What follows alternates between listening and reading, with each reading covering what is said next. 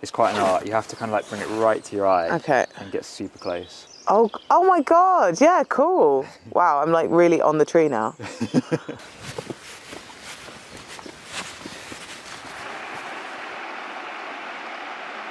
So my name is Tinuke. I'm an online storyteller, I'm an adventurer, I'm a little bit of a rainforest addict at the moment, which is why I'm here, because I'm with the Woodland Trust. And I'm learning all about beautiful rainforests, where we are and why it's important to look after them. So I first learned about rainforests in the UK and I was like, boom, like literally like mind blown. I actually can't believe we have rainforests in the UK and why have I not been there? Since then, I've been traveling up and down all along the West Coast, all the way up to Scotland.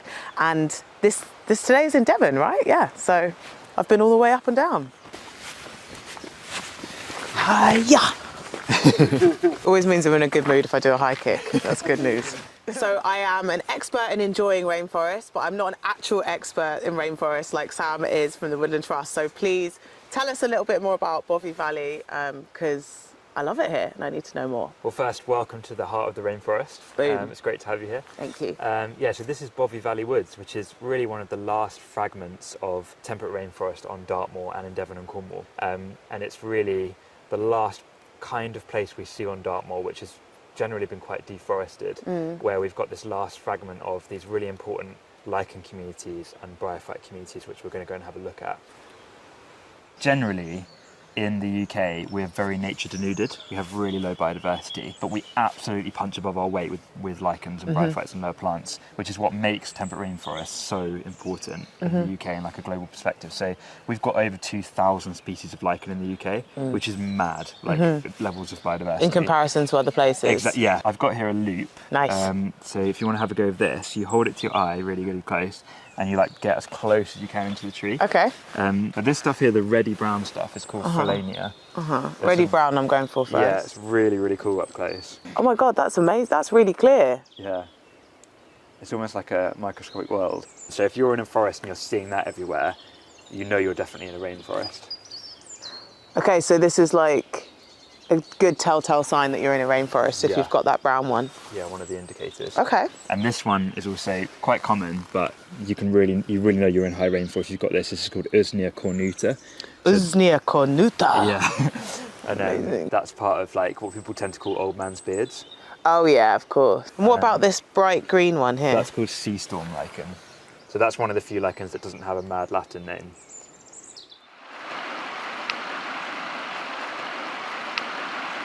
So this tree is the kind of thing that you guys aren't removing anymore, is that right? Yeah, that's good. Yeah, that's exactly right. Nice. Yeah. So like this stretch of the Bovey River here, it's an amazing river, ecologically beautiful, classic temperate rainforest river, but it's still, like we said earlier, like very unnatural. Yeah. If we look at how straight it is and how cut down it is, this is really not what rivers are supposed to look like. So here you've got like a single channel, really, really similar bedrock, whereas what you want is like deep pools and gravel beds and like dynamism, which is what fish love. And so what we're trying to do here is move to that. So we're leaving more trees in.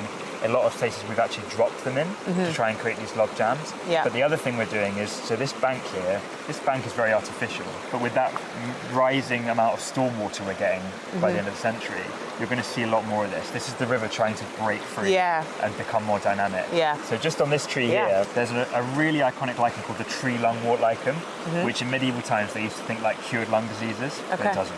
And that's like, if you're seeing that, you're definitely in rainforest. So we've got an amazing patch of it. It's really quite rare on the side here. So, is it it's sort green. of, is it like more like a leaf? Yes. Yeah. So that's called Labaria pulmonaria. Labaria pulmonaria. Yeah. But that was one of the few places that it grows in the woods, and unfortunately this tree fell down. Well, fortunately or unfortunately, depending on how you look at it. Yeah. But the idea is, because it's so rare, we sometimes have to come in and do like this surgical work to save lichens like that. So what we might do is translocate that. So we'll take it and put it onto another oak or another hazel where it can survive. And encourage it over there. Exactly.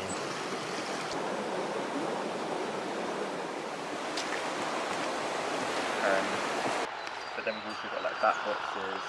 Ooh, a bat box. That's quite cool. It's an incredibly important site. It's got virtually every scientific designation you could imagine. It's a SSSI, it's an SAC, but it's also where we're really going to start focusing restoring temperate rainforest and hopefully moving towards our goal of restoring all of the temperate rainforest that remains in Devon and Cornwall by 2050. And then our wider goal is to expand temperate rainforest, and we want to triple the amount by 2050 in Devon and Cornwall too. Boom, love that. Yeah.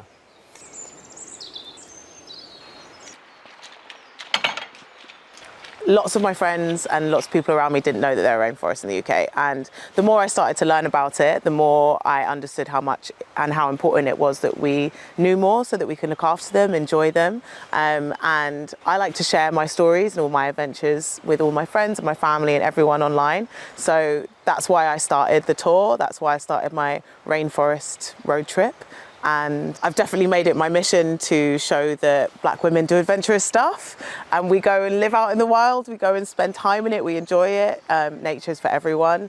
The benefits are too incredible not to be shared with everyone and not to be enjoyed by everyone. So sometimes it's hard to see yourself in a place or to imagine that you belong somewhere if you haven't seen it before. So if you ever feel like nature is not for you, I urge you to just go and give it a go and then make a decision after that. It's not as scary as it seems. It's not as frightening as it can be in a city, let alone. It's always a little bit scarier to imagine doing something before you've done it and then you realise actually that was all right, and you can't help but enjoy it, and fresh air's good. So go and touch some grass, peeps. I should have said go and touch some lichen.